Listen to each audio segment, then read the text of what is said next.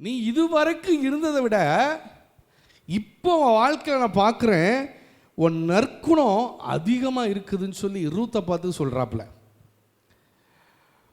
நீங்கள் ஒரு வசனத்தை இன்னொரு வசனத்தை வாசிங்க, உங்களுக்கு புரியும். 2 பேதுரு 2ஆம் அதிகாரம் 20ஆம் வசனத்தை வாசிங்க, அதை புரிகிறதுக்கு நமக்கு ஈஸியாக இருக்கும். 2 பேதுரு 2:20.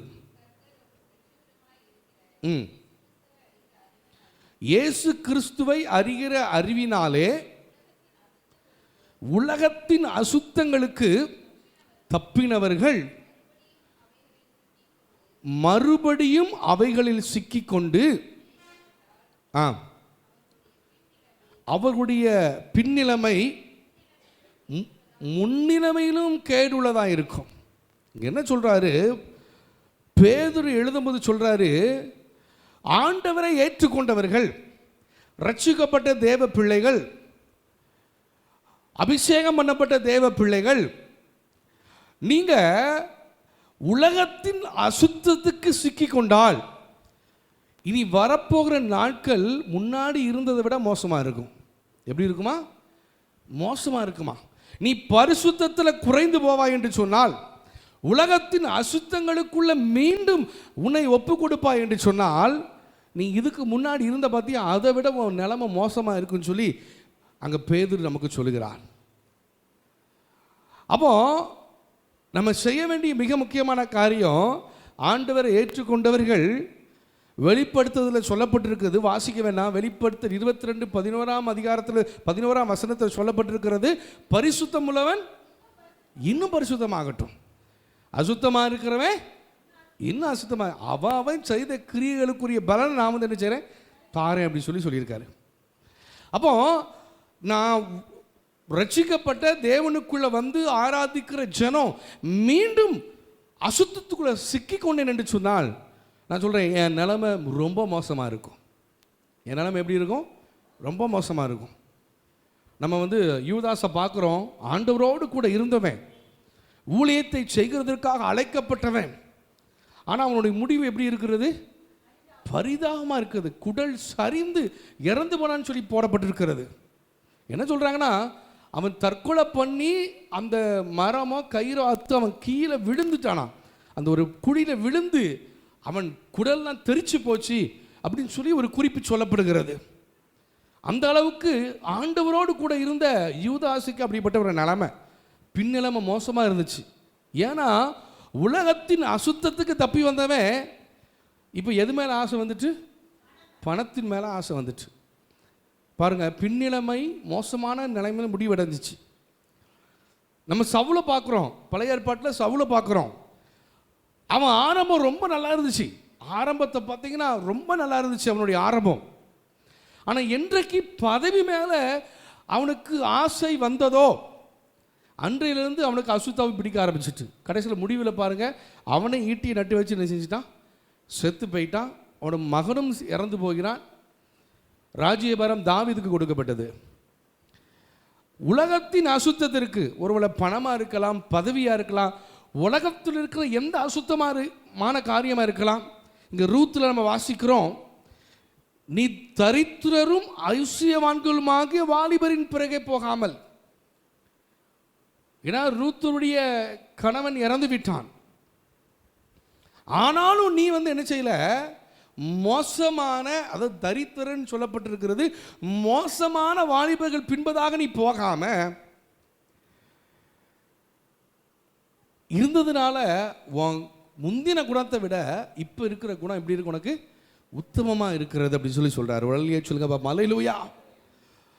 நீ ஆண்டவருக்குள்ள பரிசுத்தத்தில் வளர்கிறவளா இருக்கிற,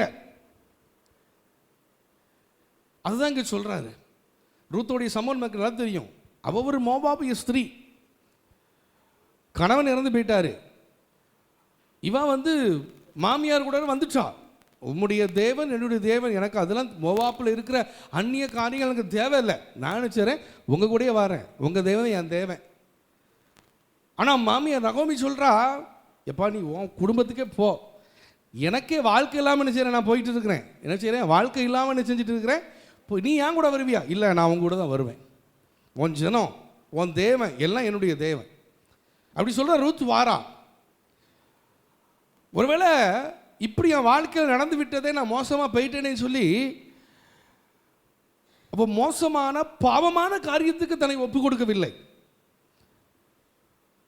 அதுலேயும் அவ குணம் நல்ல குணமாக நற்குணமாக தான் மாறிச்சு. முந்தி இருந்ததை விட இப்போ எப்படி இருக்கிறா? ரொம்ப நற்குணம் நிறைந்தவளாய், உத்தமத்தில் பரிசுத்தத்தில் நிறைந்தவளாய் இவள் இருக்கிறாள். எப்படினாலும் வாழ்ந்திருக்கலாம். தட்டி கேட்க ஆள் இல்லை, கணவன் கிடையாது, அப்பா அம்மா கிடையாது, சொந்த தேசத்தை விட்டு வந்துட்டா, கணவர் இறந்துட்டாரு. ஏன் ஒரு அதற்று போடக்கு மாமனார் கூட கிடையாது. இப்போ நகோமிக்கு எல்லாம் ரூத்து தான். இவை எப்படினாலும் வாழ்ந்திருக்கலாம், எப்படினாலும் செய்திருக்கலாம். நீங்கள் சில நபர்கிட்ட கேட்க, என் சூழ்நிலை, என் சிச்சுவேஷன் இந்த பாவத்தை செய்ய வச்சது அப்படின்னு சொல்லுவாங்க. ஆனால் அப்படிப்பட்ட சூழ்நிலை இருந்த ரூத் தரித்திரரான, கோமாளித்தனமான அல்லது மோசமான இந்த உலகத்தின் பின்னாடியோ பணத்தின் பின்னாடியோ அப்படிப்பட்ட வாலிபர்கள் பின்னாடியோ விபச்சாரம் வேசித்தனமான காரியத்தின் பின்பையாகவோ போகாம அவருடைய நற்குணம் இப்பவும் சிறந்திருக்கிறது அப்படிங்கிற காரியத்தை அவர் சொல்கிறார். அப்படி அந்த நற்குணம் சிறந்து இருந்ததுனால ரூத்துக்கு ஒரு நல்ல வாழ்க்கை அமைந்துச்சா இல்லையா? அமைஞ்சிச்சு. ஒரு அல்லையா சொல்லுங்க பாப்போம். அல்லேலூயா. இதுவரைக்கும் இருந்ததை விட ரூத்துக்கு ஒரு சிறப்பான வாழ்க்கை. அந்த ஊரில் வசதியான ஆசீர்வதிக்கப்பட்ட மாப்பிள்ளை என்ன செஞ்சாரு?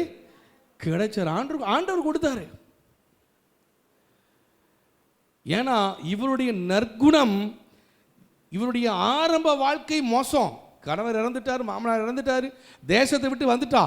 ஆனால் இவள் பரிசுத்தத்தில் உறுதியாக இருந்ததுனால, ஆண்டவரை ஆராதிக்கிற காரியத்தில் உறுதியாக இருந்ததுனால, இவளுடைய நற்குணத்தில் உத்தமமாக இருந்ததுனால இவளுடைய பிந்தின வாழ்க்கை, பின்னாடி இருக்கக்கூடிய வாழ்க்கை ஆசீர்வதிக்கப்பட்டது. ஒரு அலையிலேயே சொல்லுங்க பார்ப்போம். அல்லேலூயா. ஒருவேளை இங்கே வாலிப பிள்ளைகள் இருக்கிறாங்க. வாலிப பிள்ளைகளை வைத்திருக்கிற பெற்றோர்கள் என்ன செய்கிறாங்க? இருக்கிறாங்க. பிள்ளைகள் பிறந்தாலே இப்போமே என்ன ஆகும்? வயிற்றுல ஆமாம் புளியை கரைச்சி ஊற்றுற மாதிரி இருக்கும்.